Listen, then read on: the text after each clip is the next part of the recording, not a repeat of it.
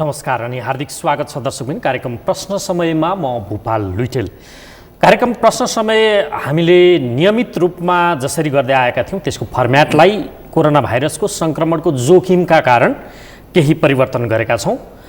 करिब 2 महिना पछाडि यो कार्यक्रमलाई हामीले पुनः निरन्तरता दिएका छौँ र कोरोना भाइरसको महामारी नहटेसम्म अर्थात् सङ्क्रमणको जोखिम कम नभएसम्मका लागि हामीले अतिथिहरूलाई स्टुडियोमा भेला पारेर कार्यक्रम गर्नेवाला छैनौँ। अर्थात् एकजना अतिथिसँग यो कार्यक्रम निरन्तर चल्नेछ अब। र आजको कार्यक्रममा चाहिँ हामीले सरकारले नेपाली भूभाग अतिक्रमण गरेको भारतले जुन भूमि अतिक्रमण गर्यो त्यो भूमिलाई समेटेर मूलतः कालापानी, लिम्पियाधुरा र लिपुलेकलाई समेटेर नक्सा जारी गरिसके पछाडि राष्ट्रियताको विषय फेरि एकपटक यसरी बाहिर आएको छ कि प्रधानमन्त्रीलाई सबैले जय जयकार गरिरहेका छन्। बीचमा प्रधानमन्त्रीले गरेका सबै कमजोरी त्यही एउटा नक्सा प्रकरणले भुलिदिएको अवस्था देखिन्छ। अर्थात् प्रधानमन्त्रीले दल फुटाउनका लागि जसरी जुन किसिमले एउटा विधेयक ल्याउनु भयो त्यस पछाडि पार्टीभित्रै माथापच्चीको अवस्था पुगेको थियो, त्यसलाई पनि मानिसहरूले बिर्सिसकेको अवस्था छ र यति बेला राष्ट्रियताका मामिलामा सम्पूर्ण राजनीतिक दलहरू एक भएको अवस्था छ। तर संविधान संशोधन गरेर त्यो नक्सालाई अब निशान छाप मार्फत पनि पुनर्स्थापित गराउने सरकारको कसरत कता कता पुरा नहोला कि भन्ने आशंका पनि व्याप्त भएका छन्। संशोधन विधेयक कार्यसूचीमा चढाएर पनि पछाडि हटाइएको र त्यसमा सबै राजनीतिक दलहरूको सहमति हुन नसकेपछि सरकारलाई सकस परेको यति बेला सूचनाहरू सार्वजनिक भएका छन् र समाजवादी पार्टी जुन जनता समाजवादी पार्टी छ त्यसले चाहिँ सरकारको त्यो विधेयकलाई काउन्टर दिने गरी अर्को गैर सरकारी विधेयक दर्ता गर्ने प्रयास गरेको छ, तर त्यो दर्ता हुन सकिरहेको छैन। यो दाउपेच देशभक्तिको मामिलामा, सिमानाको मामिलामा, राष्ट्रियताको मामिलामा राजनीतिक दाउपेच किन छ, दाउपेचको विषय राष्ट्रियताको मामिला हुन सक्छ आदि इत्यादि विषयलाई जोडेर आज हामी संवाद गर्दैछौँ। मसँग जनता समाजवादी पार्टीका नेता डाक्टर सुरेन्द्र झा हुनुहुन्छ। स्वागत छ डाक्टर साहब। धन्यवाद। आराम हुनुहुन्छ? ठिकै छु। पृष्ठभूमि मैले निकै बताएँ। सबैभन्दा पहिला तपाईँहरू सिमानालाई वैधानिकता दिने सरकारले गरेको प्रयत्नलाई पनि असफल बनाउन लाग्नु भएको भनियो भने गलत हुन्छ?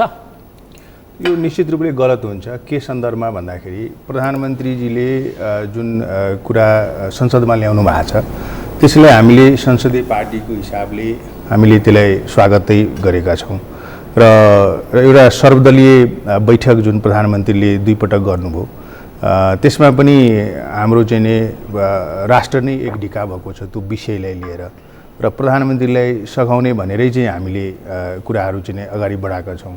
त्यसैले यो जुन हामीलाई यो चाहिँ यो नयाँ नक्साको सन्दर्भ कोट्याउँदाखेरि हाम्रो बुझाइ के छ भने यो नयाँ नक्सा होइन। किन नयाँ नक्सा होइन भन्दाखेरि हाम्रो पुरानै नक्सा 2008 सालदेखि तपाईँको चाहिँ नि 8 सालसम्म र टेक्स्ट बुकमा हेर्दाखेरि 2011 सालसम्म चाहिँ हाम्रो अहिलेको जुन नक्सा छ, जुन अहिले प्रधानमन्त्रीले एउटा हामीले जारी गर्ने प्रयास गरेका छौँ, त्यही नक्सा चाहिँ हाम्रो देशमा कार्यान्वयनमा थियो र त्यो 2008 सालदेखि हामीले 2077 सालमा कुरा गर्दाखेरि त्यो के कारणले त्यो पुरानो नक्सा हाम्रो चाहिँ प्रयोगबाट हटाइयो र त्यो चाहिँ नि प्रयोगबाट हटाउँदाखेरि चाहिँ नि त्यसमा को चाहिँ नि तपाईँको त्यो सक्रिय भए, सहभागी भए र हाम्रो छिमेकी देशसँगको चाहिँ नि उहाँहरूले के लेनदेन गर्नुभयो त्यो विषय पनि तपाईँको सरकारले अध्ययन गरेर अनुसन्धान गरेर त्यो विषय पनि जनताले बुझाउनुपर्छ। त्यसैले प्रधानमन्त्री केपी शर्मा ओलीजीले जुन एउटा यो नक्सा बनाउनु भएको छ त्यो नक्सा बनाएकै कारणले गर्दाखेरि उहाँको चाहिँ नि विगतको क्रियाकलाप र चाहिँ सरकारको कार्य सम्पादनका जुन विवादित धेरै विषयहरू छ हरेक मोडामा चाहिँ सरकार असफल भइसकेको थियो। त्यसलाई चाहिँ नि हामीले ढाकछोप गर्ने किसिमको चाहिँ नि उहाँले एउटा चाहिँ नि त्यो यन्त्रको रूपमा त्यसलाई प्रयोग गर्नुभएको छ, हतियारको रूपमा प्रयोग गर्नुभएको छ। पार्टीभित्रै उहाँ चाहिँ नि एकदमै अल्पमतमा परिसकेको उहाँको पद चाहिँ नि जाने अवस्था आइसकेको सन्दर्भमा उहाँले एउटा यो काम गरेर फेरि चाहिँ नि सबैले आफ्नो चाहिँ नि त्यो उसमा चाहिँ नि अलिकति बलियो पोजिसनमा चाहिँ आउने र आम नागरिकलाई चाहिँ नि झुक्याउँदै र तपाईँको चाहिँ गलत कुराहरू गर्दै चाहिँ नि मैले एकदम राष्ट्रवादी छु भनेर अब तपाईँले यो बताउनुहोस्, तपाईँले यो भन्दै हुनुहुन्छ कि 2008 सम्म अहिले जारी भएकै नक्सा थियो, निश्चित रूपले 11 सालसम्मको पुस्तकमा तपाईँ भन्दै हुनुहुन्छ यही नक्सा थियो एकदम भनेको 68-65 वर्ष यता त्यो नक्सा गायब भयो र फेरि त्यसलाई वैधानिकता दिने प्रयास गरियो। यो बिचमा कसले त्यसलाई गडबड गरौँ, छानबिन गरौँ, तपाईँको प्रस्ताव यो आयो होइन? गर्नैपर्छ। किन गर्नुपर्छ भने मैले तपाईँलाई भन्दैछु 2028 सालमा। ठिक छ, ती बिचका समय बिर्स्यौँ। अब मैले यहाँ सोध्न खोजेको, बिचमा कसले गायब गरे, को सरकारमा थिए, सत्तामा थिए, त्यो छानबिनको विषय पक्कै होला। नक्साको जस्तो विषय, सिमानाको जस्तो विषय छ। आजको दिनमा सरकारले ल विगतमा गुमिसकेको थियो, गडबडै थियो भनेर अब संविधान संशोधन विधेयक मार्फत त्यो निशाना छाप परिवर्तनका लागि, अनुसूचीमा संविधानमा राख्नका लागि, वैधता दिनका लागि, हामीसँग प्रमाण छ भन्नका लागि संविधान संशोधन गर्न खोजिरहेछ। तपाईँहरूले खुलेर त्यसलाई स्वागत योग्य, ठिक हो, गरिहालौँ भनेको छैन? अलिक मन खुसी छैन तपाईँहरूको? किन? होइन, हामी एक त त्यसै पनि तपाईँहरूलाई फेरि प्रो इन्डियन आरोप लाग्छ है। यो लागेको आरोप त बताउ न, किन यो लुकाउनु पर्ने विषय भयो? त के छ भने विश्वेश्वर प्रसाद कोइराला जतिन्जेल बाँच्नुभयो नि, उहाँलाई पनि चाहिँ प्रो इन्डियन, भारतको दलाल, अराष्ट्रवादी नै भने कि बिपी कोइराला बाँचुन्जेलसम्म। अन्य नेताको म कुरा गर्न चाहन्न। जब उहाँ मृत्यु भइसक्यो उहाँको, त्यसपछि जननायक बिपी भनेर उहाँले नामाकरण गरियो। यो चाहिँ दुर्भाग्य छ हाम्रो देशमा कि जो सही व्यक्ति छ, जसले सही ढङ्गले राज्यलाई अगाडि बढाउन खोज्छ, त्यसलाई चाहिँ नि लान्छना लगाउने, आरोप लगाउने, प्रत्यारोप गर्ने, तर गलत प्रवृत्तिबाट गलत ढङ्गले चाहिँ सत्तामा पुगेको मान्छेहरूको हालिमुहाली चाहिँ अहिले देशमा देखिन्छ। मैले तपाईँलाई के भन्दैछु भने 2028 सालमा नक्सा बनाउँदाखेरि लिम्पियाधुरा सहितको नक्सा त्यहाँ चाहिँ जारी गर्ने प्रयास गरिएको थियो र तत्कालीन सरकारले यो भाग हटाइदेऊ भनेर चाहिँ निर्देशन दिएको पनि तथ्य प्रमाण हामीले मिडियामा पढ्न पायौँ, पत्रपत्रिकामा पढ्न पायौँ र जुन कुरो सत्य हो। र आज जुन प्रधानमन्त्री, सामान्य प्रधानमन्त्री केपी शर्मा ओलीजीले जुन यो प्रयास गर्नुभएको छ, यो गलत हो? त्यसो होइन, मैले भन्दैछु यो एकदम सही प्रयास हो। अनि सही हो भने त त्यो संशोधनमा तपाईँहरूले ताली बजाएर ठिक छ भनेर हामीले ताली बजाएकै छौँ। तपाईँले संसदमा हाम्रो प्रधानमन्त्रीजीले यो प्रस्ताव लिएर आउँदाखेरि, सर्वदलीय बैठकमा हाम्रो चाहिँ नेताहरूले कुरा गर्दाखेरि यो विषय बेठिको भनेर हामीले भनेको होइन। हामीले के मात्रै भनेको भने प्रधानमन्त्रीलाई देवत्वकरण गर्नुपर्ने आवश्यकता छैन। किन छैन भने महाकाली सन्धि गर्दाखेरि यिनै मान्छे हुन्, यिनै व्यक्तिहरू हुन् नि जसले महाकाली सन्धि गर्यो भने तपाईँको अरबौँ रुपियाँ नेपाली जनताले पाउँछ। र आज महाकाली सन्धि गर्दाखेरि तपाईँको त्यो काली नदीको मुहान र काली नदीले सिमाना मानेर दुईटै देशले चाहिँ त्यो भूमि उपयोग गर्न पाउने भनेर हस्ताक्षर गर्ने यिनै मान्छेहरू होइनन्। त्यसैले म के मात्रै भन्दैछु भने यो राष्ट्रियताको चाहिँ नि नारा लगाएर, तपाईँको चाहिँ नि तथाकथित राष्ट्रियताको नारा लगाएर आम नेपाली नागरिकलाई चाहिँ भ्रमित गर्ने र छिमेकी मुलुकप्रति चाहिँ तपाईँको द्वेष र तपाईँको चाहिँ नि गलत चाहिँ नि टीका टिप्पणी गरेर तपाईँको चाहिँ नि यो समग्रमा चाहिँ नि तपाईँको चाहिँ नि राज्यलाई नै समस्यामा, राष्ट्रलाई नै समस्यामा तपाईँले भन्न खोजेको के, जो यो देशका लागि, स्वतन्त्रताका लागि लड्नका लागि 14 वर्ष जेल बस्यो, जसै यो देशमा नाकाबन्दी लाग्दाखेरि भारतले नाकाबन्दी लगायो भनेर अम्लो ठड्याउन सक्यो, जसले भारतसँग मात्रै बेष्टित भएको मुलुकलाई चीनसँग पनि नाका खुलाउन सक्ने ल्यागत राख्यो, त्यो प्रधानमन्त्रीले आज नक्सा जारी गर्नुभएको छ। उहाँको राष्ट्रियताको फेरि परीक्षण गर्नुपर्ने। अब जेल बस्यो भनेर चाहिँ देश बेच्न पाइन्छ?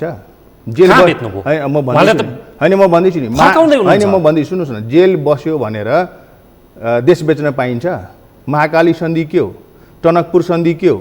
कोशी सन्धि के हो? कसले गरेको छ यो सन्धिहरू? मैले जेल बसेँ भनेर चाहिँ म जब सत्तामा पुग्छु, प्रधानमन्त्री हुन्छ अनि मैले फेरि देश बेच्ने? जेल बस्यो भनेर यसलाई तपाईँले जस्टिफाई गर्न सक्नुहुन्छ? त्यसैले उहाँको राष्ट्रियतामा प्रश्न गर्ने भन्दा पनि उहाँले देवत्वकरण गर्नुपर्ने आवश्यकता छैन। एउटा देशको प्रधानमन्त्रीको नाताले आफ्नो 4 किलालाई सुरक्षा गर्ने, संरक्षण गर्ने काम उहाँकै हो। अर्को कुरा मैले तपाईँलाई के भन्दैछु भने 2008 सालदेखि आज हामी 2077 सालसम्म आउँदाखेरि भारतको सेना त्यहाँ किन बस्यो? तपाईँलाई थाहा छ, सुगौली सन्धिमा तपाईँको चाहिँ नेपालको सोभरेन्टीको रक्षा गर्ने दायित्व पनि भारतलाई दिएको छ।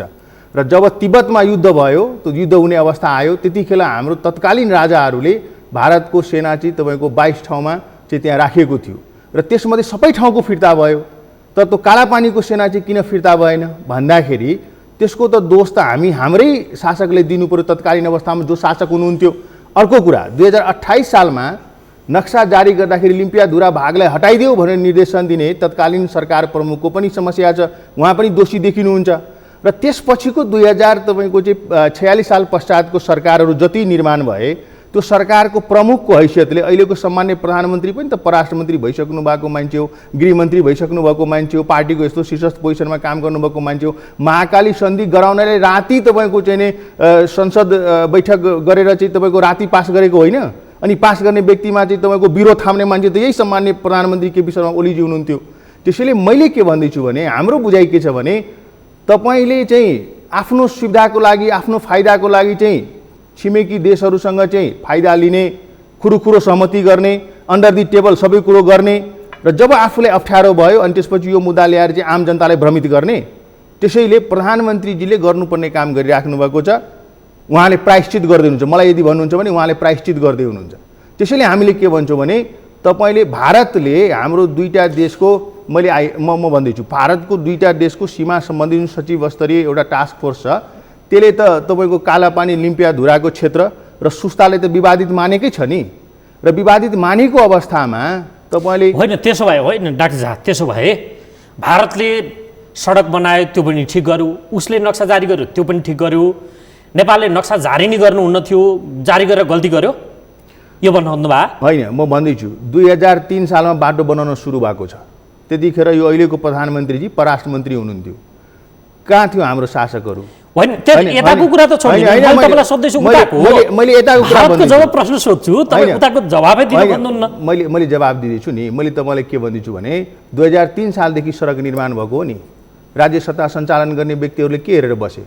किन चाहिँ त्यो कुरा हामीले भन्न सकेनौँ? अनि विगतमा भन्न सकेनन्, अहिले पनि भन्नुहुन्न थियो? होइन भन्नै पर्छ हामीले। किन नभन्नु? आफ्नो देशको सोभरेन्टीको सवालमा, आफ्नो भूमिको सवालमा हामीले हाम्रो कुरा भन्नुपर्छ। तर भन्दाखेरि त्यसको चाहिँ प्रक्रिया छ, त्यसको एउटा तरिका छ, त्यसको एउटा स्तर छ, त्यो पनि हामीले विचार गर्नुपर्छ। किन विचार गर्नुपर्छ भने भारतसँग हामी युद्धमा छैन नि। हामीले के भन्दै मेसेज दिँदैछौँ नेपाली जनतालाई कि तपाईँ हामी सबै भोलि गएर चाहिँ टुडी खेलमा जम्मा हौ अनि कुदो कोटालो लिएर चाहिँ भारतलाई आक्रमण गर्न जाने भन्ने सिकाउने कि हामीसँग सरकार छ, परराष्ट्र मन्त्रालय छ, सरकारको संयन्त्रबाट वार्ता थाल्नु पर्यो, वार्ता गरेर यो मेरो भूमि हो, तिमीले यो कारणले चाहिँ तपाईँहरूले प्रयोग गरिराख्नु भएको छ, यो हामीलाई दिनु पर्यो भनेर तपाईँको सौहार्दपूर्ण वातावरणमा तपाईँ हामीले अगाडि बढ्ने कि मैले चाहिँ एकदम खतरै गरेँ, तपाईँको चाहिँ अहिलेसम्म कसैले गर्न नसकेको काम मैले गरेँ भनेर तपाईँको चाहिँ फुइलाउँदै हिँड्ने। ल भन्नुहोस् तपाईँले मलाई त्यो भूमि हाम्रै हो भन्नेमा त तपाईँहरू पनि कन्भिन्स हुनुहुन्छ? होइन, भूमि हाम्रो हो भन्ने कुरामा हामीले यथेष्ट प्रमाण हामीले प्राप्त गरेका छौँ। प्रमाणहरूको कमी छ भने त्यो प्रमाणहरू सङ्कलन गरौँ।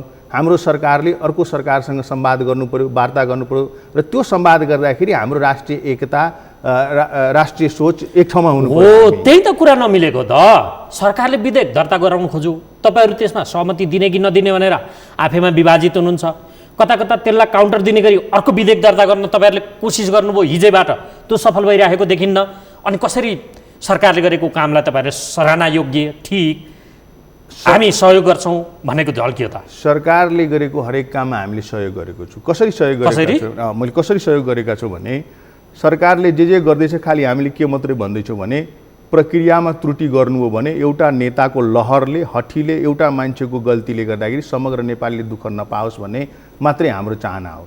र हामीले के भनेछौँ भने संविधानको कसरी दुःख पाउँछौँ, के को डर हो यो अलिकति प्रश्न हुनुहोस् त। अनि यो डर के हो भन्दाखेरि जुन देशसँग हाम्रो खुला सिमाना छ, लगभग 1800 किलोमिटरको खुला सिमाना छ, जो देशसँग हाम्रो ट्रेड तपाईँको लगभग 70% ट्रेड जुन देशसँग हाम्रो सम्बन्धित छ, हाम्रो एक्सचेन्ज रेट त्योसँग पेकिङ छ, र त्यो देश जसले सनातनदेखि तपाईँको नेपालीलाई माया गरेर यहाँसम्म ल्याएको छ, नेपालको हरेक किसिमको माया गरेको त देखियो त, हाम्रो भूमि कब्जा गरेको छ। होइन, यो यस्तो यो कब्जा गरेको होइन। कब्जा गर्नलाई मैले एउटा कुरा भन्दैछु, कब्जा गर्नलाई नेपाली राजनीतिक यो भारतको किन हेर बजाउ गर्नुहुन्छ? न तपाईँ सत्तामा पुग्नु भएको छ, न त्यहाँबाट लाभ लिनु भएको छ। मैले भन्दैछु एकदम राम्रो प्रश्न गर्नुभएको छ तपाईँले, हामीले एकदम राम्रो प्रश्न गर्नुभएको छ। मैले भारतको जोग बचाइ गरेको होइन।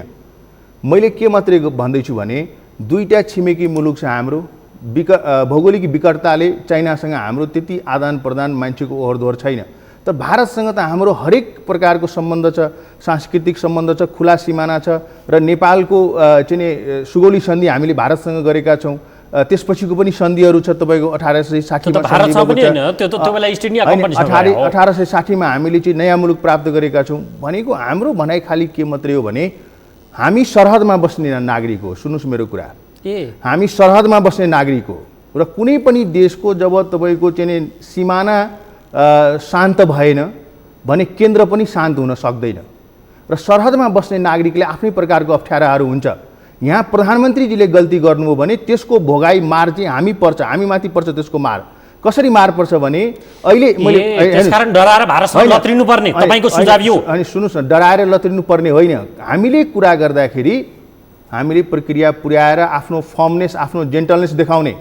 नेताहरू चाहिँ अरू देशको चाहिँ भ्रमण गर्दाखेरि, अरू देशको चाहिँ नेताहरूसँग संवाद गर्दाखेरि आफ्नो राष्ट्रिय सोभरेन्टी, राष्ट्रको चाहिँ तपाईँको चाहिँ आवश्यकतालाई केन्द्रबिन्दुमा राखेर कुरा गर्ने कि व्यक्तिगत कुरा गर्ने? जब आफूलाई असहज भयो अनि गाली गर्न थाल्ने। त्यसरी हामीले के भनेको भने सरहदमा बस्ने हामी नागरिकलाई हामीले अप्ठ्यारो नपार्नुहोस्। हामी अप्ठ्यारोमा पर्छौँ, अहिले परिसक्यौँ। तपाईँको अहिले नाकाबाट आउने जाने समस्या भइसक्यो। किसानलाई तपाईँको मल दिँदैन, त्यहाँ प्रवेश हुन दिँदैन, यस्तो किसिमको अवस्था छ। भारतमा नेपाली नागरिक 35 देखि 45 लाख काम गर्छ। त्यसैले यो हाम्रो भनाइ के हो भने हामी युद्धमा छैनौँ। अहिले कोरोनाको महामारीमा यस्तो विकट परिस्थितिमा हामी हुँदाखेरि हाम्रो प्रधानमन्त्रीले परिबन्धमा परेर पनि जोरी खोज्नुहुन्न तपाईको सुझाव होइन। भारतले हामीलाई हाम्रो भूमि कब्जा गर्छ, हामी चुप्ने बस्ने। सुन्नुस् न, कब्जा गरेको होइन। मैले तपाईँलाई एउटा कुरा बताउनु डाक्टर झा, कस्तो तपाईँ एउटा इन्टेलेक्चुअल व्यक्ति चिनिन्छ तपाईँको पार्टीभित्र होइन? फाइनान्समा तपाईँको पिएचडी छ, अर्थतन्त्र पनि बुझ्नुहुन्छ। यो सरकारले अहिले गर्नै नहुने काम गर्यो ताकि तपाईँ यसरी आलोचित हुनुभएको छ कि प्रधानमन्त्रीको त यो तहको आलोचना यो बेला होइन आवश्यक छ। मैले भन्दैछु तपाईँलाई 2-3 कुरा सरकारलाई यो बेला गरेको काम त सराहना योग्य, राम्रो तारिफ त गर्न सक्नु पर्यो नि। होइन 2-3 कुरा छ। त्यसले गर्दाखेरि मैले सरकारले उठाएको कदम चाहिँ लाग्छ कि तपाईँ फेरि नेपालको राजनीतिज्ञ नभए जस्तो गरेर भारतको बचाउ होइन होइन होइन त्यसमाथि तपाईँलाई लागेको लाग्छ। सुन्नुहोस् न, यो तपाईँलाई लागेको होला, लाग्ने आरोपै त्यही छ। सुन्नुहोस् न भन्दैछु, यो नेपाली जनतालाई केन्द्रबिन्दुमा राखेर मैले यो कुराहरू गर्दैछु र मैले तपाईँलाई प्रमाण दिन्छु। तपाईँले भन्नुभयो नि म अर्थशास्त्र पढेको मान्छे हो। राष्ट्रियताको नारा बेचेर तपाईँको संसदबाटै एकदम धेरै चाहिँ नि तपाईँको हिटलर पनि त संसदबाटै बहुमतबाटै अधिनायकवाद पनि कट्टर नेसनलिजमको मुद्दा रेडिकल हुनु होइन होइन संसदबाटै मोदी पनि त्यहीबाट उद्भव भएका छन्। तर मैले भन्दैछु मोदीले आफ्नो जनतालाई केन्द्रबिन्दुमा राखेको छ। हाम्रो देशमा के भइदियो भने प्रधानमन्त्रीले देशलाई केन्द्रमा राख्नु भएको छैन, जनतालाई राख्नु भएको छैन। मैले भन्दैछु यहाँ इमिनेन्ट पर्सनालिटी ग्रुप बन्यो। यही प्रधानमन्त्रीजीको पूर्व कार्यकाल थियो। सरहदमा बस्ने हाम्रो प्रतिनिधित्व छैन त्यहाँ। त्यो इमिनेन्ट पर्सनालिटी ग्रुपले के प्रतिवेदन बनायो त हामीलाई थाहा छैन। र जो चाहिँ बोर्डरमा बस्छ त्यसलाई तपाईँ सोध्नुहुन्न 1.5 करोड जनताको चाहिँ भावना त्यहाँ के गर्नुभएको छ, उहाँहरूले के अध्ययन गर्नुभयो, राम्रो गर्नुभयो नराम्रो गर्नुभयो हामीलाई थाहा छैन। त्यही भएर यो संशोधन दर्ता पास हुन नदिने होइन, त्यस्तो होइन। संशोधन दर्ता पास हुन नदिने त कुरै उठेको छैन नि। हामीले खालि के मात्रै भनेको छ, मैले तपाईँलाई 1, 2, 3 भनिदिन्छु। एउटा कुरा, हामी सरहदमा बस्छौँ, सरहदको जनताले आफ्नै प्रकारको अप्ठ्याराहरू छ भनेको सिमानामा बस्छौँ, सिमानामा बस्छौँ र सिमाना तपाईँको जब शान्त हुँदैन केन्द्र पनि शान्त हुँदैन। यो कुरो हाम्रो प्रधानमन्त्रीले बुझिदिनु पर्यो। अहिलेको जुन यो कोरोनाको महामारीमा सरकार चाहिँ पूर्णतया असफल भइसकेको छ। जनताको चाहिँ जीव ज्यानको रक्षा गर्न छोडेर, नागरिकलाई चाहिँ तपाईँको सुविधा दिन छोडेर ज्यामी काम गर्ने तपाईँको चाहिँ एउटा तबका छ तपाईँको विरोधी पोभर्टी लाइनको, त्यसको चाहिँ काम गर्न छोडेर अहिले सरकार चाहिँ केमा लागेको छ भन्दाखेरि नक्सा जारी गर्नमा लागेको छ र नक्सा पास गराउनमा लागेको छ। मैले तपाईँलाई के भन्दैछु भने आज यो 60 वर्षदेखि नसुलिएको विषय तपाईँको 2 महिना ढिलो हुँदाखेरि के फरक पर्छ, 4 महिना ढिलो हुँदाखेरि के फरक पर्छ। अर्को कुरो, संसदमा प्रधानमन्त्रीजीले सम्बोधन गर्दाखेरि यस्तो लाग्छ कि भारतसँग हामी अब ट्याङ्कर लिएर युद्ध गर्न जाँदैछौँ, अब युद्ध हुन्छ, उसले मिसाइल छोड्छ हामीले पनि मिसाइल छोड्नुपर्ने, त्यस्तो सम्बन्ध छ र भारतसँग हाम्रो त्यस्तो सम्बन्ध छ र भने यो किन गर्नु पर्यो भन्दाखेरि यसको पछाडि कुनै होइन। यो किन गर्नु पर्यो तपाईले थाहा पाउनु भएन? थाहा पाएको छु। प्रधानमन्त्री नेपाली भूमिमा त्यति लामो सडक बनाए त्यसपछि चुप लाग्नु पर्छ? होइन चुप लाग्ने कुरै छैन। यो चाहिँ तपाईँको हाम्रो प्रधानमन्त्रीको पद गुम्दै थियो। सामान्य प्रधानमन्त्री चाहिँ जाँदै हुनुहुन्थ्यो, उहाँले आफ्नो पद जोगाउनले यो काम गर्नुभएको छ र उहाँको यो दायित्व हो। तपाईँको प्रधानमन्त्री भइसकेपछि 4 किलोभित्रको सिमानाको त हामीले संरक्षण गर्नु पर्यो नि। हाम्रो देशको 1 इन्च भूमि पनि कसैले लिन पाउँदैन। यसमा हामीले त कहीँ प्रश्नै उठाएको छैन। अनि त्यो पाउँदैन भने सरकारले सदनमा दर्ता गराइसकेको छ संविधान संशोधन विधेयक, जहाँ निशान छाप परिवर्तनका लागि नक्सा परिवर्तन गर्नुपर्ने छ, संविधानमा त्यसलाई राख्नुपर्ने अवस्था छ। त्यसमा सर्वसहमतिले देशको राष्ट्रियताको मामिला, भूमि जोगाउने मामिलाको विषयमा सर्वसम्मतिले एक ढिक्का भएर अघि बढ्नलाई तपाईँहरूलाई केले छेको? यो बताउनुहोस्। सर्वसम्मति भनेको छेको केले? सुन्नुहोस् न, राष्ट्रिय एकता भन्दै हुनुहुन्छ नि, खोला नदी नाला बाटो पँधेरो रुखमा राष्ट्रियता खोज्ने र आफ्नै देशभित्रको 1.5 करोड जनतालाई चाहिँ तपाईँको चाहिँ अफेलनामा राख्ने, तपाईँको अलग थलग राख्ने, त्यसलाई चाहिँ उत्पीडनमा राख्ने अनि राष्ट्रिय एकता खोज्ने। हाम्रो मान्छे जेलमा छ, आन्दोलन भयो, सङ्घर्ष भयो, उहाँहरूले सत्ता प्राप्त गर्नुभयो, टाउको काटेर आएको मान्छे यो देशमा प्रधानमन्त्री भएको छ, तर हामी शान्तिपूर्ण आन्दोलन गर्दाखेरि हाम्रो मान्छे जेलमा छ भने त्यो नदी नाला खोलामा राष्ट्रियता खोज्ने मान्छेले यो देशमा बसोबास गर्ने मधेसी आदिवासी जनजाति थारू महिला मुस्लिमको चाहिँ समानताको लागि हामीले संविधान संशोधन त उहिलेदेखि भनिराखेको विषय हो नि। सयौँ मान्छे यसको लागि शहादत दिएको छ नि, रगतको बाछिटामा यो संविधान निर्माण भएको छ नि। हामीले के मात्रै भनेको छौँ भने प्रधानमन्त्रीलाई राष्ट्रिय एकता तपाईँ चाहनुहुन्छ भने त्यो विषय जति महत्त्वपूर्ण छ उत्तिकै महत्त्वपूर्ण विषय चाहिँ हाम्रो पनि छ र तत्कालीन तपाईँको नेपाली काङ्ग्रेसको सरकार र तत्कालीन माओवादी सरकारको गठबन्धनले जुन तपाईँको संशोधन उहाँहरूले प्रस्ताव पेश गर्नुभएको थियो, काङ्ग्रेसले भोट गरेको थियो, माओवादीले भोट गरेको थियो, एमाले भोट नगर्दाखेरि त्यो पास नभएको विषय हो। आज प्रधानमन्त्रीजीलाई चाहिँ राष्ट्रिय एकता खोज्नुहुन्छ भने उहाँले हाम्रो विषयलाई पनि अगाडि बढाउनुपर्छ। उहाँ देशको चाहिँ कार्यकारी पदमा हुनुहुन्छ, प्रधानमन्त्री देशको हो, उहाँ एउटा जाति विशेषको संविधान निर्माण गर्नुभयो, तर जाति विशेषको उहाँ प्रधानमन्त्री होइन। त्यसैले नदी नाला खोलामा राष्ट्रियता खोज्ने मान्छेले हाम्रो मान्छे जेलमा छ त्यसको स्पन्दनको बारेमा तपाईँलाई चिन्ता छ कि छैन? हाम्रो देशको प्रधानमन्त्रीले चिन्ता गर्ने कि नगर्ने? हाम्रो मान्छे चाहिँ तपाईँको पति मरेको छ, बच्चा मरेको छ, त्यसको बारेमा उहाँले चिन्ता छ? अनि राष्ट्रिय एकता भनेको के एकपक्षीय ढङ्गले राष्ट्रिय एकता हुन्छ? हामीले के भनेको छ, हाम्रो देश गएर बुझाइदिनुहोस् त्यहाँ भारतलाई। यो बेच्ने मान्छे को? महाकाली सन्धि गर्दाखेरि चाहिँ यो सबै काम कसले गरेको छ? यही शेरबहादुरजी हुनुहुन्थ्यो, यही तपाईँको केपी शर्मा ओलीजी हुनुहुन्थ्यो, उहाँहरूले गरेको होइन। हामीलाई सोध्छ भारतले, भारतले हामीलाई चिन्छ? भारतको सम्बन्ध काठमाडौँसँग छ, हामीसँग छैन। हामीसँग खालि पारिवारिक त्यो बिहाबारीको मात्रै सम्बन्ध छ। तर डलर पाउने उहाँहरूले, राजनीतिक नियुक्ति पाउने उहाँहरूले, बङ्कर खनेर चाहिँ युद्ध लड्छु भन्ने मान्छे 12 वर्ष उहीँ बस्नु भएको थियो। बिपी कोइरालाले चाहिँ तपाईँको पार्टी खोल्नुभयो, उहीँ खोल्नुभयो, सङ्घर्ष उहीँ गर्नुभयो। अनि हामी त यहीँ नेपालमै खोलेको छ त हाम्रो पार्टी। हामी त पटना पनि गएको छैन, जयनगर पनि गएको छैन। अनि हामीले आरोप लगाउने यो नदी नाला बेच्नलाई हामी पुगेका छौँ त्यहाँ, त्यही दौरा सुरुवाल ढाका टोपी लगाएर चाहिँ बेचेका मान्छेहरू छन् नि। तर नाकाबन्दी ढुङ्गा हान्ने बेलामा तपाईँहरू पनि उतै जानु। मैले भन्दैछु नाकाबन्दीको परिभाषा छ। नाकाबन्दी भारतले लगाएको छैन मधेस आन्दोलनको ताका। 24 देखि 26वटा नाकामा 8-10वटा नाका मात्रै डिस्टर्ब थियो। त्यो नाका डिस्टर्ब भारतले गरेको होइन। हामी जस्तो मान्छे त्यहाँ सडकमा सुतेको थियो, 10 गजामा हामीले गोली ठोक्दै पुर्याएको थियो। अनि हामी कहाँ जाने? नो म्यान्स ल्यान्डमा बसेर आन्दोलन गर्नुपर्ने थियो। त्यसको दोष भारतलाई दिने? त्यसको दोषी त म हो, त्यसको दोषी महन्त ठाकुर हो, त्यसको दोषी उपेन्द्र यादव हो। 43 सालमा नाकाबन्दी लगायो भारतले। कसले भन्यो नाकाबन्दी लगाइदिन? त्यही गणेशमान सिंहले भने, त्यही कृष्ण भट्टराईले भने, त्यही मनमोहन अधिकारीले भने। अनि जनतालाई चाहिँ उल्लु बनाउने, ठग्ने, ढाँट्ने, जनताले चाहिँ गुमराहमा राख्ने, भारतले हाम्रो खाइदियो खाइदियो खाइदियो भन्ने, अनि आफू चाहिँ सत्तामा जाने। यसको अर्थ यो एकमतले यो संविधान संशोधन जुन सरकारले म्याप मात्रै संशोधन गर्ने प्रयत्न गरेको छ, यो एकमतले संशोधन हुन्न। सिधा कुरा तपाईँको यो सरकारले संशोधन गर्छ भने गरोस् न। सरकारले कसले रोकेको छ? सरकारसँग बहुमत छ। तपाईँले एकमत दिनुहुन्छ कि दिनुहुन्न? राष्ट्रियताको मामिलामा किन यहाँ त यस्तो छ कि, यहाँ त यस्तो छ, राष्ट्रवादीको सर्टिफिकेट बिक्री हुँदैछ हाम्रो देशमा र सबै तछारमा छ। म को भन्दा बढी राष्ट्रवादी भनेर यहाँ प्रतिस्पर्धा छ, लिगलिगै दौड छ। यो दौडमा हाम्रो आवश्यकतै पर्दैन। उहाँहरूले किन पर्दैन भने प्रधानमन्त्रीजी आफै द्वितीयको नजिक हुनुहुन्छ।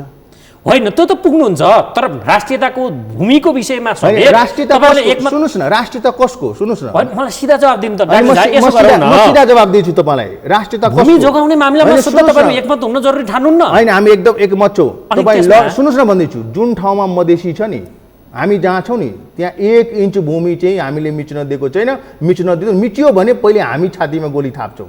नेपाल सरकारको सेनाले, प्रहरीले त्यो जोगाएर राखेको छैन। हामी के राष्ट्रियता कसको राष्ट्रियता कुरा गर्दैछौँ तपाईँ? एउटा जातको, एउटा जात विशेषको खस आर्य भनेर चाहिँ संविधान लेख्ने, त्यसको राष्ट्रियताको तपाईँलाई यति धेरै चिन्ता छ?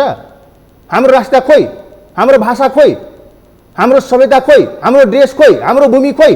यो पृथ्वीनारायण शाहलाई हाम्रो पूर्वजले बन्दी बनाएर राखेको थियो र बन्दी बनाउँदाखेरि हारेको थियो पृथ्वीनारायण शाह।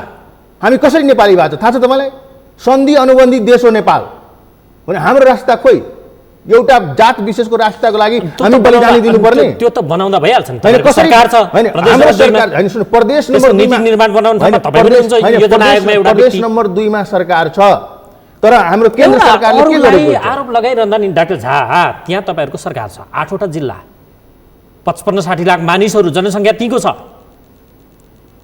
त्यो आन्दोलनमा उकासेर मान्छे मार्न प्रेरित गरिरहँदा 40 लाखका दरले 50 लाखका दरले पैसा दिने कबल्नु भएको थियो। सरकार तपाईँहरूले ल्याउनु भयो। सुन्नुहोस् न, सादत कतिले प्राप्त गरेका थिए? सुन्नुहोस् न, ती मानिसहरूलाई रोजगारी पैसा सबै दिनुभयो। होइन सुन्नुहोस् न, यो तपाईँहरूले कबलेको हो नि, होइन सुन्नुहोस् न, लिखित छ। थालमा सजाएर हामीले कसैले संहिता दिएको होइन। जुन संहिताको कुरा तपाईँहरूले गरेको कमिटमेन्ट नि किन पुरा गर्नु भएन? किन अर्कालाई आरोप लाउनु भएको छ? होइन म भन्दैछु नि, जुन संहिताको कुरा तपाईँले गर्दै हुनुहुन्छ नि, यसको लागि हामीले रगत बगाएको छ। हामीले रगत बगाएको छ। आफ्नै देशमा प्रकृतिले भनेको छ हिमाल हिमाल हो, पहाड पहाड हो, मधेस मधेस हो। 8वटा जिल्ला मात्रै मधेस हो। आज मधेसलाई संहिताको मर्म के थियो? पहिचानको आधारमा, सामर्थ्यको आधारमा संहितामा जाने भनेको थियो नि। आज पहिचान र सामर्थ्यको आधारमा संहिता आएको छ यो देशमा। तपाईँ मलाई भन्नुहोस् त, प्रदेश नम्बर 2 भनेको 8वटा जिल्ला मात्रै मधेस हो। मेचीदेखि महाकाली 22 जिल्ला मधेस हो। आज मधेसलाई 6वटा भागमा विभाजित गरिदिएको छ यहाँको शासकहरूले। र हरेक प्रदेशमा बाहुन क्षेत्रीको चाहिँ राज्य होस् भनेर चाहिँ यिनीहरू चाहिँ तपाईँको संविधानमै लेखेर ल्याएको छ। अनि यस्तो संविधानलाई तपाईँले यसमा चाहिँ हामीले रास्ता खोज्ने? हाम्रो देश हुनाले हाम्रो भाषाको सम्मान हुनु पर्यो, हाम्रो भाषामा कामकाज हुनु पर्यो, हाम्रो वेशभूषालाई सम्मान गर्नु पर्यो, हाम्रो संस्कृति सभ्यतालाई सम्मान गर्नु पर्यो। यो देशमा हामी आफ्नो भूमिमा बसेको छौँ। 19 पुस्ताको रेकर्ड छ हाम्रो। मेरो केपी शर्मा ओलीको 3 पुस्ताको रेकर्ड तपाईँले पाउनुहुन्न। बर्माबाट आएको चाहिँ, सिक्किमबाट आएको चाहिँ, दार्जिलिङबाट आएको चाहिँ नेपाली हुने, अनि हामी चाहिँ विदेशी हुने। हामी चाहिँ विदेशी हुने। तपाईँले यो सरकारको प्रश्न मसँग नगर्नुहोस्। तपाईँ सरकारको प्रवक्ता होइन। देशलाई राष्ट्रिय एकताको आवश्यकता छ भने मान्छेको सम्मान हुनु पर्यो, यहाँ बस्ने नागरिकको सम्मान हुनु पर्यो। आज हाम्रो सम्मान छ हाम्रो देशमा। यिनीहरूले सत्ता पाए।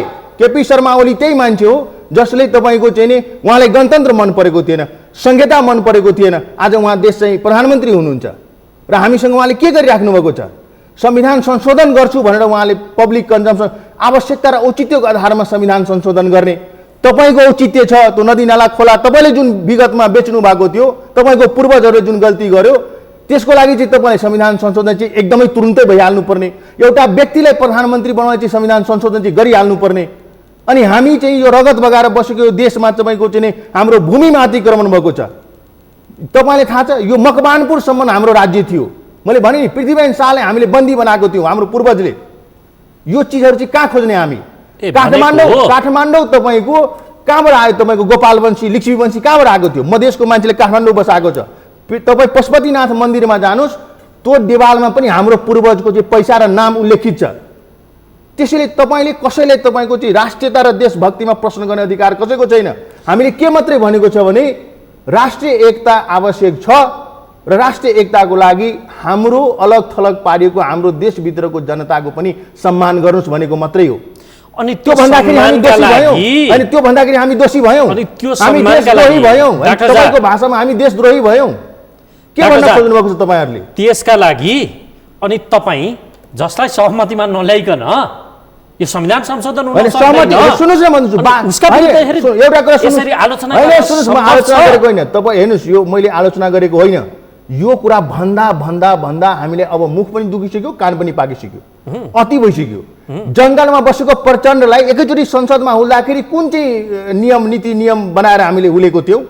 ज्ञानेन्द्रलाई चाहिँ झोला प्लास्टिकको झोलामा चाहिँ धपाउँदाखेरि कुन चाहिँ नीति नियम चाहिँ अन्तर्गत भएको थियो? कुन चाहिँ सांसदको टाउको गनेर भएको थियो? तपाईँ मलाई उत्तर दिनुहोस् त यसको। जनआन्दोलन 2ले भएको थियो, 62-63 को जनआन्दोलनको माइन्डेटले भएको थियो। मधेसमा भएको त्यो विद्रोह 6 महिनाको आन्दोलन, शान्तिपूर्ण आन्दोलन गर्दाखेरि टाउको र छातीमा गोली ठोक्ने कुन देशको नागरिक हो हामी? सेनाले हामीलाई चिन्दैन, सशस्त्रले हामीलाई चिन्दैन, हामीले टाउकोमा गोली ठोक्छ। अनि त्यस्तो सशस्त्र के काम? त्यस्तो सेना के काम? जुन सेनामा हाम्रो अनुहार छैन, जुन सशस्त्रमा हाम्रो अनुहार छैन, के काम हाम्रो? हामीलाई गोली ठोक्नलाई हो? ट्याक्स हाम्रो लिने, भूमि हाम्रो अतिक्रमण गर्ने, बर्मा सिक्किम मिजोरमबाट मान्छे आउँदाखेरि रातारात नागरिक बनाउने अनि हामीलाई सोध्ने? हामी धरतीपुत्र हो यो देशको। त्यसैले यो वाहियात कुराहरूमा चाहिँ नलाग्नुहोस्। देशलाई अगाडि बढाउने हो, समृद्धिमा लाने हो, लानुपर्छ। यसको लागि यो संविधान संशोधन अपरिहार्य हो। हामीले अर्घेल्याइ गरेको होइन। हामीले खालि के मात्रै भनेको हो भने मधेस आक्रान्त छ, आक्रोशित छ, त्यसलाई सम्बोधन गर्ने कि नगर्ने? यो प्रधानमन्त्रीले उहाँले जे एउटा नेतालाई चाहिँ तपाईँको चाहिँ प्रधानमन्त्री बनाउनलाई संविधान संशोधन गर्छु भनेर हिँड्ने जमातलाई तपाईँ राष्ट्रवादी देख्नुहुन्छ? अनि हामी चाहिँ राष्ट्रद्रोही हो? हामी चाहिँ राष्ट्रद्रोही हो? त्यसैले यो नक्सा लिएर बसौँ न, हाम्रो भूमि कसरी प्राप्त भयो यो शासकहरूलाई त्यो भन्नु पर्यो नि जनतालाई। त्यसैले हेर्नुहोस्, जब कुरा गर्नुहुन्छ भने प्रमाणमा बसेर कुरा गर्नु पर्यो। काठमाडौँ भक्तपुर ललितपुरको दरबार स्क्वायरको 500 मिटरभित्र झा मिश्रको जमिन छ। लाल पूर्जा हेर्नुहोस् डाक्टर झा, तपाईलाई लाल पूर्जा हेर्नुहोस्, सुन्नुहोस्, मैले तपाईँलाई सोधेको विषय बरालियो। विषय किन बरालियो भन्नुहुन्छ भने ल यी त नस्लवादी नै हुन् मानौँ, लेखेकै छ त उहाँहरूले संविधानमा। अब तपाईँलाई लागेको ट्याग अनुसार त म पनि नस्लवादी पत्रकार भएँ। मैले तपाईँले भनेको होइन, सोध्दैछु मैले डाक्टर झा, सोध्दैछु, अब सोध्दैछु, सोध्नु त पर्यो। फेरि हेर्नुहोस्, सोध्नुहोस् न। मानौँ यिनले गरेनन्, नस्लवादीहरूले गरेनन्, तपाईँहरूले भन्ने नि त्यही छ नि, होइन? यो त प्रमाण छ नि बाबा, यो मैले भनेको नि उहाँहरूको कथनी करनी देखिन्छ नि, होइन? हामीले भन्यो भने उहाँले गरेकै त्यही हो त। तपाईँहरूकै सरकार 2 नम्बर प्रदेशमा छ। मैले त त्यो सोध्दैछु, सोध्नुहोस् न। त्यो संघीयता ल्याउँदा प्रदेश बनाउने आन्दोलनमा भलै यो विभिन्न आन्दोलनहरूको समष्टिगत रूपको एउटा परिणाम थियो भन्न सकिएला। यसमा सबैले आफ्नो आफ्नो लिनु आफ्नो ठाउँमा होला।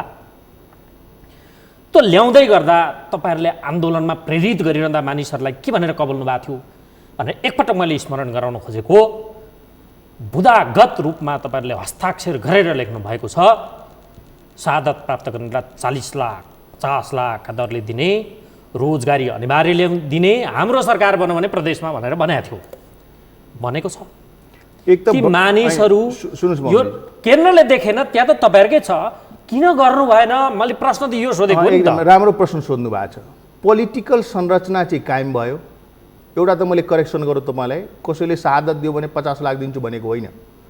जनयुद्ध लड्ने जति मिलिसिया थियो, सुन्नुहोस् न, होइन, क्यान्टोनमेन्टमा कति अरब रुपियाँको भ्रष्टाचार भएको छ हाम्रो देशमा। हामीले भनेको छैन, होइन, सुन्नुहोस्, हामीले यो भनेको छैन, हामीले के भनेको छ मैले भन्दैछु। हामीले के भनेको छ भने जो शहादत दिनुभएको छ, दिन्छौँ र गर्छु भनेको होइन, जो शहादत दिनुभएको छ उहाँलाई रोजगारको ग्यारेन्टी गर्ने, उहाँलाई पैसा दिने भनेको छैन। होइन, यो हाम्रो के होइन, मधेस आन्दोलन हुँदाखेरि मैले भनिहालेँ, मधेस आन्दोलन हुँदाखेरि 12-13वटा पार्टी त्यहाँ थियो। मैले जुन पार्टीको उसमा काम गर्छु त्यो पार्टीले कुनै दस्तावेजमा त्यस्तो लेखेको छैन। यो मैले तपाईँलाई एउटा करेक्सन गरेँ। संयुक्त लोकतान्त्रिक मधेसी मोर्चाले होइन, हाम्रो दस्तावेज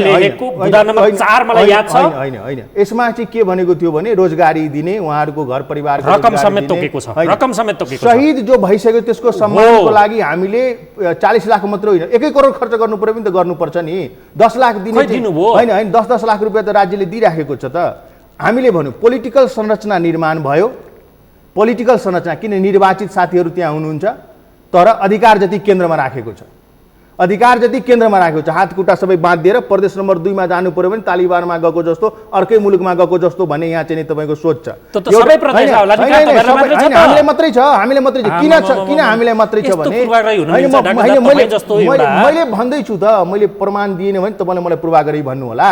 6वटा प्रदेशमा त अहिलेको नेपाल कम्युनिस्ट पार्टीकै सरकार छ त, उहाँहरूकै केन्द्रमा प्रधानमन्त्रीजी हुनुहुन्छ, उहाँहरूकै मन्त्रीजी हुनुहुन्छ। उहाँहरू त भनेको बेलामा भनेको कर्मचारी भने जतिको बजेट पठाउन सक्नुहुन्छ, तर एउटा विपक्षको सरकार भनेको त हाम्रो मात्रै हो प्रदेश नम्बर 2 मा। तपाईँलाई थाहा छ, एउटा सहसचिवको सरुवा गर्नलाई पनि सहसचिवले त्यो मन्त्रीलाई सोध्दैन, आफै हिँडिहाल्छ, किन उसको बिदा पनि केन्द्रबाट स्वीकृति हुन्छ। स्थिति त्यस्तो छ। त्यसैले पोलिटिकल संरचना चाहिँ छ, तर त्यो संहिताको जुन मर्म अनुसारले तपाईँको त्यो इम्पावर गर्नुपर्ने त्यो त छैन नि। तपाईँको इभेन बस्ने ठाउँ अहिलेसम्म बनेको छैन। त्यो तपाईँले कसलाई दोषी दिनुहुन्छ यसको लागि? त्यसैले मैले भने नि, संघीयताको विरोधी, संघीयता नचाहने, गणतन्त्र नचाहने त्यस्ता व्यक्तिको हातमा चाहिँ सत्ता गएको छ आजको डेट। यसो गरौँ त ल, अब समय पनि क्रमिक रूपमा सकिएकाले खुम्चाउँदै लगौँ। विषय त यो लहरो तान्दा पहरो गजिन्छ। हेर्नुहोस्, 19 पुस्तादेखिको कुरा निकाल्ने भने त यो 19 वर्षमा नसकिएला, होइन? गरिदिनु पर्यो के त यसले अब सबै कुरा मिल्नका लागि। यो सरकारले तपाईँहरूले प्याकेज खोज्नु भएको छ नि, त्यो प्याकेज भनेको के हो? होइन, हामीले नयाँ कुरा के खोजेको छैन। हामीले खालि के तर तपाईँको अन्तर्वार्ता सत्तारूढ दलले हेऱ्यो भने त तपाईँहरूको माग झन् पुरा हुँदैन, किनकि उनीहरूको सहमति बिना संविधान संशोधन सम्भव छैन। सुन्नुहोस् न, एउटा कुरा सुन्नुहोस् न, संसदबाटै हिटलर बनेको थियो के, ऊ पनि 2/3 लिएर आएको थियो। मुसोलिनी पनि संसदबाटै बनेको थियो। दुनियाँमा धेरै त्यस्तो बनाउँछौँ भन्ने हो। होइन, सुन्नुहोस् न, चेतावनी त्यही हो। हामी उहाँहरू बनिराख्नु भएको छ। धेरै तानाशाह संसदबाटै आएका थिए र उहाँहरूले सुन्यो भने हाम्रो माग चाहिँ उहाँले पुरा नगर्देला, उहाँको दया र दृष्टिमा हामी बस्नुपर्ने माग चाहिँ उहाँले गरिदिनु भने केपी ओलीजी अझ अमरी हो उहाँ। यो देशको जनताले यो कुरो बुझेको छैन।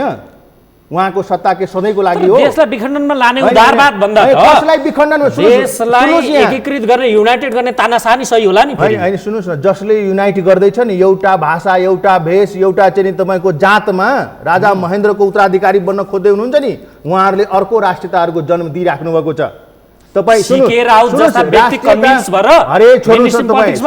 कन्भिन्स होइन, त्यही ढलको उत्पादन हो, त्यो त्यही बालुवाटारको ढलको उत्पादन हो, त्यो कन्भिन्स भएको होइन। सुन्नुहोस् मेरो कुरा, आज जुन तपाईँले राष्ट्रियता कुरा गर्दै हुनुहुन्छ नि, राष्ट्रियता युनिफाइङ फ्याक्टर हो भने डिसइन्टिग्रेटिङ फ्याक्टर पनि हो।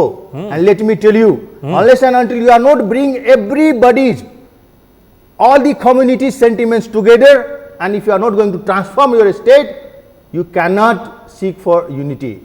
That is the reality. आज तपाईको तो राष्ट्रियताको अफिम बेचेर खान पाइदैन, भोकै भोकै बसेको नागरिकलाई सोध्नुस् त्यहाँ के अवस्था छ।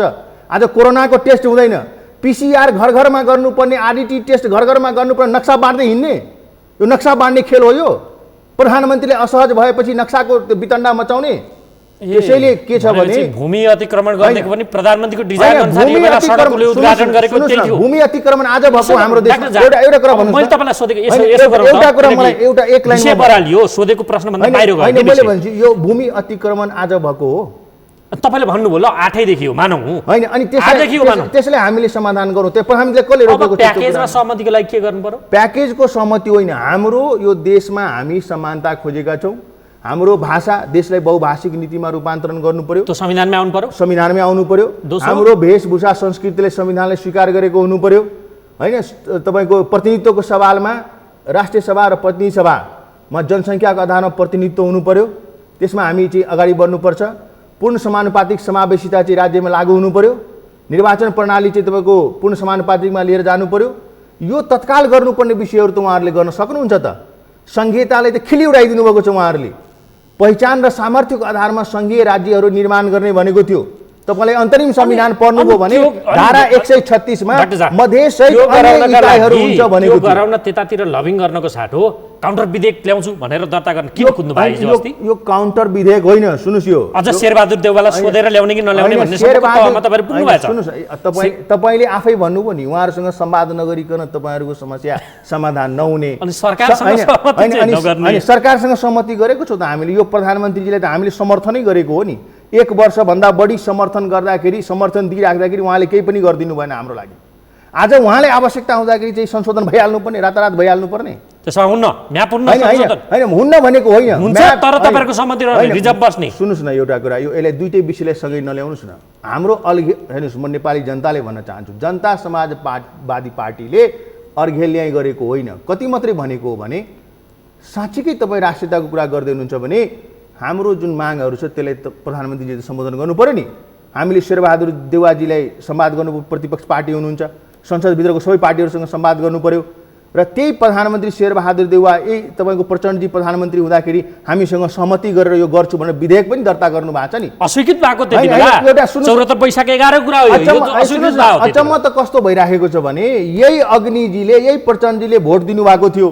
हिजो हामीले त्यो विधेयक चाहिँ तपाईको हामीले चाहिँ दर्ताको चाहिँ प्रस्ताव दर्ता गराउन जाँदाखेरि सभामुखजीलाई सोधेर हुन्छ भनेर उहाँले भनिराख्नु भएको छ। कसले? महासचिवजीले भन्दाखेरि हिजो मत दिनेले आज यो भन्नु, एउटा नेता उपेन्द्र यादवजी बाहिर हुने, त्यो बेला त्यहाँ नहुने, अनि यो होइन अहिले नगरौँ उता सोधौँ भन्ने फेरि त्यही चलखेल भए जस्तो हुने, अनि ती मतान्तर हुने, अनि दो सरकारले दिन मिल्छ भने एउटा कुरा भन्नुहुन्छ, विधेयक दर्ता गर्नलाई हुलै लिएर जानुपर्छ, बथान लिएर जानुपर्छ। एकजना सांसदले गरे भइगयो नि, 2 जना सांसदले गरे भइगयो नि। त्यसैले उपेन्द्रजी कहाँ थियो भन्नेसँग यो सरकार, तपाईहरुले भनेको पार्टी फुटाउन उद्धत भएका मानिसहरूको त्यहाँ जमात थियो फेरि त्यो बेला होइन। उहाँहरू सांसद हुन् त पार्टी फुटाएको होइन नि त, उहाँहरू त पार्टी फुटाएको होइन नि त।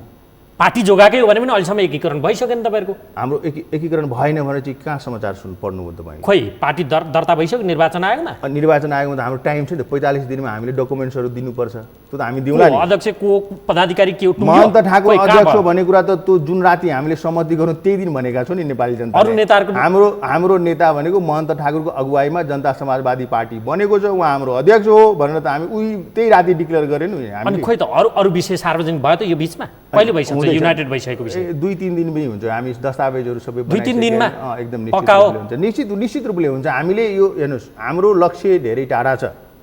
वर्षौँदेखिको यो राज्यलाई रूपान्तरण गर्नुपर्ने छ। हिमाल पहाड मधेसलाई वैकल्पिक शक्ति निर्माण गरेर दिनु छ। नागरिक चाहिँ राज्यको नजरमा सबै सम्मान हो भनेर हामीले गर्नुपर्ने छ। बहुराष्ट्रिय राज्यमा यो देशलाई रूपान्तरण गर्नुपर्ने छ। त्यसैले को के पदमा बस्छ भन्ने कुरो महत्त्वपूर्ण होइन। यसलाई हामीले मिलाउँछौँ र मिलेर जान्छ र जनता समाजवादी पार्टी यही देशको संसदको तेस्रो ठुलो पार्टी र अहिले पनि हामी वैकल्पिक शक्ति छौँ। प्रदेश नम्बर 2 मा हाम्रो सरकार छ। डाक्टर झा मजाले बुझ्ने गरी प्रष्ट रूपमा सम्भवतः भोलि पर्सि संविधान संशोधन विधेयक संसदबाट सर्वसम्मतिले नभए पनि 2/3 त पक्का पास हुनेवाला छ। यो तपाईँलाई छेकेर पनि छेकिनेवाला छैन। सरकारको सन्देश के मात्रै भन्दा भूगोलको विषयमा त युनाइटेड भएको सन्देश दिउँ भन्ने मात्रै होला उसको बुझेअनुसार। संविधान संशोधन विधेयक तपाईँहरूका मागलाई थाँती नै राखेर अहिलेको विषयलाई मात्रै अगाडि बढायो भने त्यसमा तपाईँहरूले ठिक हो भनेर ताली बजाउनुहुन्छ कि यो मात्रै भनिदिनुहोस् प्रष्ट रूपमा बुझ्ने गरी। कृपया प्रष्ट रूपमा पहिले त तपाईँ आफ्नो शब्द फिर्ता लिनुहोस्। के फिर्ता लिनुहोस् भने नि हामीले छेकेर छेकिँदैन भन्नुभयो नि। हामीले छेकेर त नछेकिएला, तर हामी नभएर राष्ट्रिय एकता पनि नहोला। यो चाहिँ बुझ्नुहोस्, यो देशको आधा जनसङ्ख्याको प्रतिनिधित्व गर्ने पार्टी हो यो र हामी त्यसको भावनाले प्रतिनिधित्व गर्दैछौँ। त्यसैले हामीले छेकेर त नछेकिएला, तर हामी नभएर राष्ट्रिय एकताको डम्फु पनि बजाउन पाइँदैन। विश्वले देखिराखेको छ। त्यसको अर्थ विश्वले देखिराखेको छ। तपाईँहरूले प्याकेजमा सहमति नदिए यो पास गराइन। त्यसको पास त हुन्छ तर सुन्नुहोस् एउटा कुरा सुन्नुहोस्। त्यसको अर्थ के हो भने जनता समाजवादी पार्टी यो देशको जनताले चुनेर प्रतिनिधित्व गर्ने संसदको तेस्रो ठुलो दल भएको हो र यो राष्ट्रघात गर्दैन। राष्ट्रको लागि यो एकताबद्ध छ र राष्ट्रियताको लागि कसैले हाम्रो परीक्षा लिन सक्ने र सर्टिफिकेट दिन सक्ने कोही व्यक्ति न जन्मेका छन् न कसैले त्यो सोध्ने अधिकार छ। यति मात्रै हामीले भनेको। त्यसैले हाम्रो भनिरहँदा यहाँ शङ्का त सँगसँगै उठ्ने भयो नि। भूमि रक्षाका लागि संविधान संशोधन गर्ने सुन्नुहोस् न, त्यसलाई वैधानिकता दिने दस्तावेज तयार गर्न खोज्दा तपाईँहरू सहभागी नहुनुको अर्थ त्यो भूमिप्रति तपाईँहरूको लगाव छ, माया छ भनेर प्रश्न उठेन फेरि? एउटा कुरा भन्नुहोस् न, हाम्रो देशको प्रधानमन्त्रीजीले परराष्ट्र मन्त्रीजीले समितिहरूमा जहाँ जहाँ जे काम गर्नु भएको छ नि यो विषयमा हरेक ठाउँमा हाम्रो प्रतिनिधित्व छ। हाम्रो कुरा राखेका छौँ र यो हुनुपर्छ भनेका छौँ। हामीले कहाँ देख्नुभयो तपाईँ हामी दस्तावेजमा हामीले सहयोग नगरेको भनेर? अहिले मैले तपाईँलाई सोधेको संसदमा प्रधानमन्त्रीले सुन्नुहोस् न, म एउटा कुराको प्रश्नको उत्तर दिनुहोस्। प्रधानमन्त्रीले सुन्नुहोस्। प्रश्न त मैले तपाईँलाई सोधिरहेको छु, तपाईँ यो उत्तर दिनुहोस्। संसदमा संविधान संशोधन विधेयक म्यापलाई वैधानिकता दिने कामका लागि अगाडि बढ्दा सर्वसम्मति तपाईँहरूको हुन्छ कि हुन्न? यो जवाब दिनु न। होइन, यो सोधेको। सुन्नुहोस् न, सर्वसम्मति भनेको के? जानेर हाम्रो विचारधाराको आवश्यकता छैन, जानेर हाम्रो प्रतिनिधित्व छैन, जानेर हाम्रो चाहिँ मान सम्मान छैन। एकतर्फी ढङ्गले तपाईँले राष्ट्रिय एकताको कुरा गर्न मिल्छ। हाम्रो भनाइ त्यति मात्रै हो। जहाँसम्म यो नक्साको सवाल छ, यो के भन्छ, यो लिपुलेख हाम्रो हो, त्यसमा शङ्का भएन। लिपुलेख ल्याउनु पर्यो, यसमा शङ्का भएन। खालि के मात्रै शङ्का छ भने यो शासकहरूले छ नि दोहोरो चरित्र निर्माण गर्दैछ। कसले रोकेको छ प्रधानमन्त्रीलाई त्यो विधेयक ल्याउने बेलामा त नक्सा बनाउने बेलामा हामीले सोध्यो र बनाइसकेपछि पो जानकारी गरायो त। गत बुधबार किन टेबल गरे भइहाल्थ्यो नि? हामीले रोकेको छ र हामीले रोक्न सक्ने भए त संविधान निर्माण गर्ने बेलामा हामीले 5 दिनको टाइम मागेको होइन? हामीले 5 दिनको टाइम मागेको होइन? हामीले हतियार, बन्दुक, गन र बङ्कर खनेर तपाईँको त्यो मान्छेले दाउरा चिरे जस्तो चिरेर हामीले आन्दोलन गरेको मान्छे हो। हामी शान्तिपूर्ण आन्दोलन गरेको, संसदीय व्यवस्थाभित्र रहेर आन्दोलन गरेको। अनि त्यसै भएर हाम्रो आवाजलाई तपाईँ मत्थर पारिदिने, हाम्रो आवाज चाहिँ निरी भयो, हाम्रो देश होइन यो भनेर साबित गरिदिने। त्यसैले यो धम्की धाक, यो टाउको काट्ने काम चाहिँ नेपाल कम्युनिस्ट पार्टीकै साथीहरूले गरिराख्नु भएको छ। उहाँहरूकै यो यसमा पोख्ता छ, विद्यावारिधि गर्नुभएको छ। हाम्रो त्यति मात्रै भनाइ के हो भने राष्ट्रिय एकता मजबुत गर्ने एउटा अवसर हो यो। त्यही त अवसर हो, त्यसमा तपाईँहरू छुट्न मिल्छ भने तपाईँलाई लाग्ने त्याग त अझ बढ्ता हुने भयो नि त यदि त्यहाँ तपाईँले सर्वसम्मति दिनु भएन भने। होइन, हाम्रो सर्वसम्मति छ। यो विषयमा कसैले पनि प्रधानमन्त्रीले कमजोर गरेको भनेको संसदमा म्यापको विषय टेबल हुँदा तपाईँहरूले ताली बजाउनुहुन्छ, ठिक छ, सर्वसम्मति हुन्छ, प्रश्न हो। यो त बजाउनै पर्यो नि। आफ्नो देशको भूमिको सवालमा हामीले ताली बजाउँदिने भनेर कहाँ देख्नु भएको छ तपाईँले? हिजो अस्ति पनि हाम्रो सांसदजीहरूले यसरी ठोकेकै हो कि संसदमा। तपाईँलाई मैले फेरि भन्दैछु, यो देशको संसदमा हामी तेस्रो शक्ति हो। यो देशको राजनीतिमा वैकल्पिक शक्ति हो। प्रतिपक्ष पार्टीको कहीँ सरकार छैन। हाम्रो त सरकार छ प्रदेश नम्बर 2 मा। यो देशमा प्रतिपक्ष पार्टी नेपाली काङ्ग्रेस हो भने उसको कहीँ सरकार छैन। या त सत्तावादी पार्टीको सरकार छ या त हाम्रो सरकार छ। वैकल्पिक शक्ति त हामी हो नै। त्यसैले राष्ट्रघात हामीले गरेको छैन। ठुल्ठुलो राष्ट्रघाती गर्नेहरू चाहिँ मुखुन्डो ओढेर बसिराख्नु भएको छ। उहाँहरूलाई मात्रै जनताको अगाडि चाहिँ नङ्ग्याउनु पर्नेछ, अरू हाम्रो भनाइ के पनि छैन। तपाईँले भनेको आधिकारिकता मान्दा भयो सरकारले निश्चिन्त भएर संसदमा संशोधन विधेयक टेबल गर्दा भयो, त्यसमा तपाईँहरूको सर्वसम्मति रहने भयो। हेर्नुहोस्, शुक्रबार अहिले तपाईँले त्यही भन्नुभयो नि, संसद सचिवालयमा शुक्रबार हामीले हाम्रो माननीय महन्त ठाकुरजीले संसदीय दलको नेताको हैसियतले संशोधन प्रस्ताव दर्ता गर्न जानुभएको छ। तपाईँहरूको तर्फबाट अर्को हो, काउन्टर हो त। होइन, सुन्नुहोस् न, फर्मेट मिलेन भनेर उहाँ महासचिवज्यूले भन्नुभयो। उहाँले भनेकै अनुसारले फर्मेट मिलाइयो, उहाँले दिएको छ। आश्चर्य त के लाग्छ भने उहाँले सभामुखसँग सल्लाह गरेर म जानकारी गराउँछु भन्नुभएको छ। यो सरकारको लोकतान्त्रिक चरित्र हो भने हामी भोलि 10 बजे यो उहाँबाट जानकारी चाहिँ हामीले अपेक्षा राखेका छौँ। र हाम्रो के मात्रै भनाइयो भने संविधान संशोधन भन्ने विषय हामीले सुरुदेखि उठाएको विषय हो। त्यसैले यो विषयमा प्रधानमन्त्री सरकारले हाम्रो कुराले पनि सम्बोधन गरोस् भने हो। तर यो सम्बोधन गरोस् भनेर भन्दै गर्दाखेरि लिम्पियाधोरा लिपुलेक हाम्रो होइन भनेर भनेको छ र हामीले, यो ल्याउनु हुँदैन भनेर भनेको छ र हामीले यो भनेको होइन।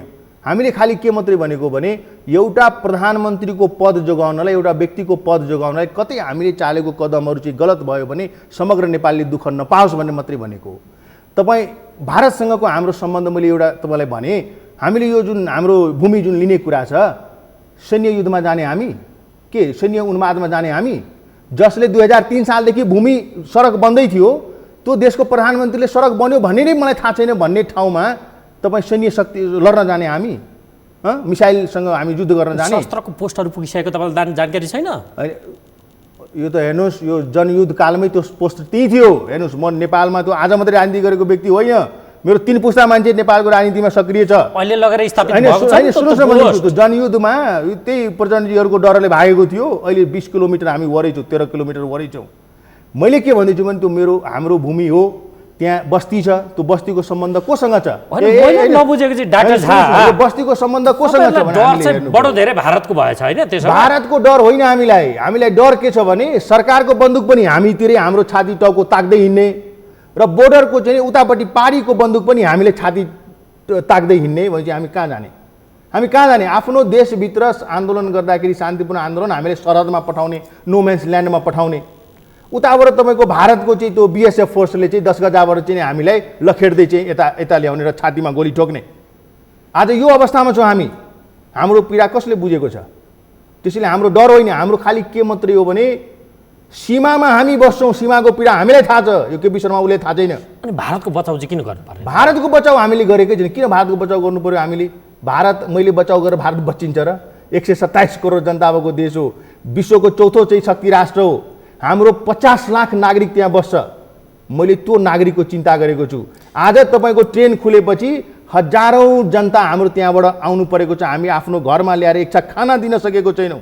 बोर्डरमा मान्छे मरेको छ, काठमाडौँ भ्यालीमा मान्छे मरेको छ खाना नपाएर। अनि यो सरकारले यो नौटङ्की गर्ने?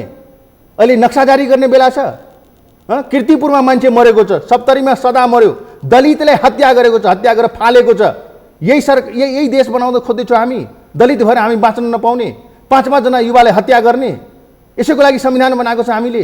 यही सरकार हो हाम्रो। त्यसैले हेर्नुहोस्, यो विषयहरू उठ्यो भने धेरै उठ्छ र टाउको काट्नेहरू प्रधानमन्त्री भएको छ यो देशमा। शिक्षकलाई दाउरा जस्तो चिर्ने मान्छे प्रधानमन्त्री भएको छ यो देशमा। त्यसैले नागरिकको आवाजलाई तपाईँ काखा लगाउनु भयो, शान्तिपूर्ण आन्दोलनलाई उपहास गर्नुभयो, देशको अङ्गलाई, आधा जनसङ्ख्या भएको अङ्गलाई तपाईँले उपहास गर्नुभयो भने राष्ट्रिय एकता हुँदैन र यसले देशलाई समृद्धितिर लाँदैन। प्रधानमन्त्रीजीमा यो बोध हुनु पर्यो। अब अन्त्यमा जसरी तपाईँलाई आरोप लगाइराख्नु भएको छ, यो आरोप होइन, सत्य हो। हेर्नुहोस्, सत्य हो भने प्रधानमन्त्रीले म राष्ट्रवादी हुँ, देशभक्ति हुँ भन्ने अनि उहाँ राष्ट्रवादी हो होइन, जसले महाकाली सन्धि सम्झौता दुईटै हातले गर्नु सर्टिफिकेट होइन। सुन्नुहोस्, उहाँ राष्ट्रवादी हो अनि बाँकी सबै राष्ट्रघाती हो? तपाईँ राष्ट्रघाती हो, म राष्ट्रघाती हो? त्यसमा उहाँ देशद्रोही हो? होइन, उहाँ चाहिँ राष्ट्रवादी हो नि हामी चाहिँ राष्ट्रघाती हो? उहाँ देशद्रोही हो? टनकपुर सम्झौता कसले गर्यो? महाकाली सम्झौता कसले गर्यो? कोशी सम्झौता कसले गर्यो? को जान्छ भारतमा 12 बुन्दे सम्झौता गर्नलाई? कसले पिस कम्प्रिहेन्सिभ पिस किन त्यहाँ भयो? त्रिभुवन किन गयो भारतमा, दिल्लीमा? हामीलाई सोध्ने? पहिलो पटक नाकाबन्दी भएको छ नेपालमा? धेरै पटक भएको छ र यहाँको नेताले चाहिँ भन्न जान्छ त्यहाँ नाकाबन्दी गर्दै भनेर। त्यसैले सुन्नुहोस्, हाम्रो सवालमा राष्ट्रभक्तिको सवालमा प्रश्न नगर्नुहोस्। यसले हामीले धेरै चिडाउँछ, यसले हामीलाई दुःख हुन्छ, पीडा हुन्छ। जुन पृथ्वीनारायण शाहको कुरा तपाईँ गर्दै हुनुहुन्छ, हाम्रो पूर्वजले बन्दी बनाएको थियो, यो कुरो नबिर्सिनुहोस्। भनेपछि त्यस्तै बन्दी बनाउने अहिलेका होइन, शासकलाई बन्दी अब बनाउने होइन, मल्लकालमा यो काठमाडौँको चाहिँ होइन त्यस्तै बन्दी बनाउने अहिलेकालाई अब होइन होइन बन्दी बनाउने होइन, त्यस्तै राज्य बनाउन खोजेको। अनि हामीले अलग थलग पार्ने, हामीले अनागरिक बनाउने, हामीले अनागरिक बनाउने। कुन देशको मान्छे हो म? कुन बर्माबाट आएको हो म? कुमाईबाट आएको हो म? होइन, जो आएको छ त्यसलाई सोध्नुहोस्, हामीले नसोध्नुहोस्। यो हाम्रो देश हो, देशभक्तिप्रति प्रश्न नगर्नुहोस्।